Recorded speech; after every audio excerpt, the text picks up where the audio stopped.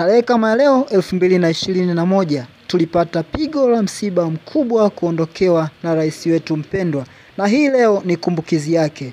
Leo tumekusanyika hapa Chato kama tulipofanya miaka 4 iliyopita, tukiwa na majonzi makubwa kutokana na kuondokewa na baba yetu, kiongozi wetu hayati Dr. John Pombe Joseph Magufuli. Ingawa bado tuna uchungu kwa kumpoteza, nyuso zetu zinaonyesha furaha kwa sababu ya kumbukumbu njema na urithi wa maendeleo aliyotuachia.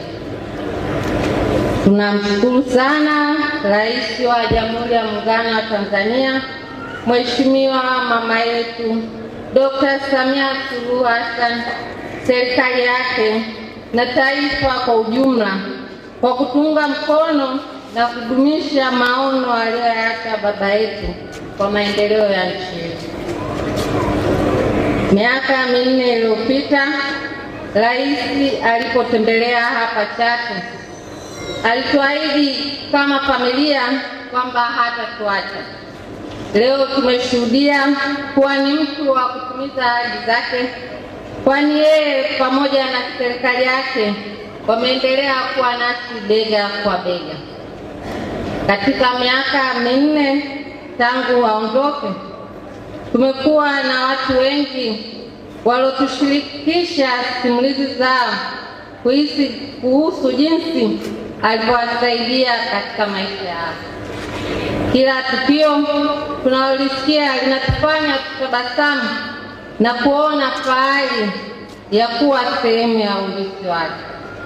Hayati Magufuli alikuwa mtu wa watu, kiongozi wa wanyonge, mchapakazi na mpenda haki.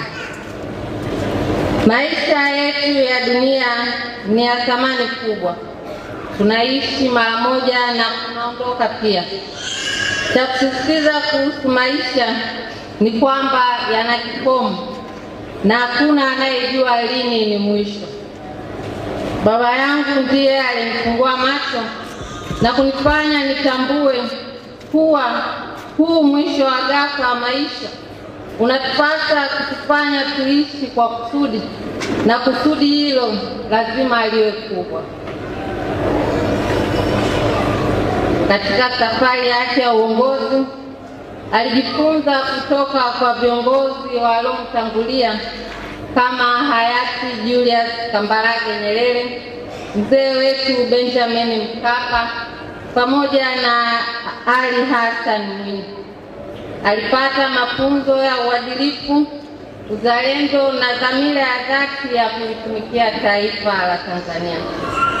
Baba yetu mara nyingi alisema kwamba siku moja angeungana na malaika huko mbinguni kwa ajili ya kuongoza.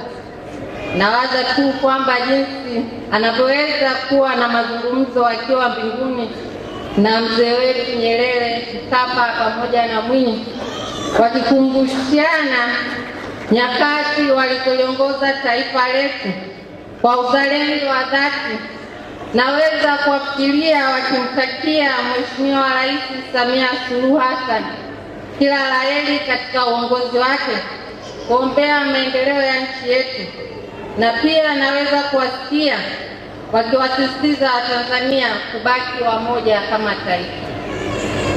Kabla tujahitimisha, nataka niseme kwamba wengi mlijua hayati Magufuli kama rais, lakini kwangu alikuwa baba.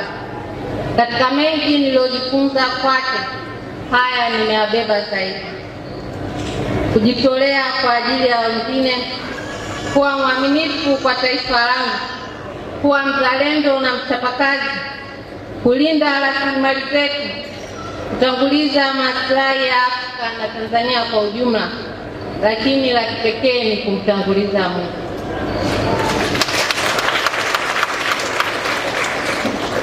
Baba yangu hayati Dr. John Magufuli alikuwa kiongozi wa kipekee katika karne ya 21. Kwangu alikuwa shujaa wa kisiasa, kiongozi mwenye dira na mtetezi wa wanyonge. Leo tuko hapa kusherehekea mchango wake katika taifa letu na maisha yetu, na pia kuendelea kutembea katika njia aliyotuonyesha ili kuheshimu kumbukumbu yake. Nataka kutoa changamoto kwa kila mmoja wetu aliye hapa na wale wanaotazama popote walipo.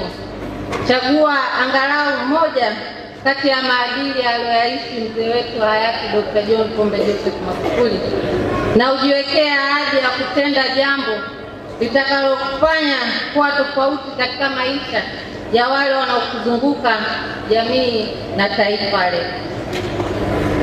Tunaendelea kumwenzi kwa kushika misingi na kuhakikisha kuwa alianzisha hayaishi ujana.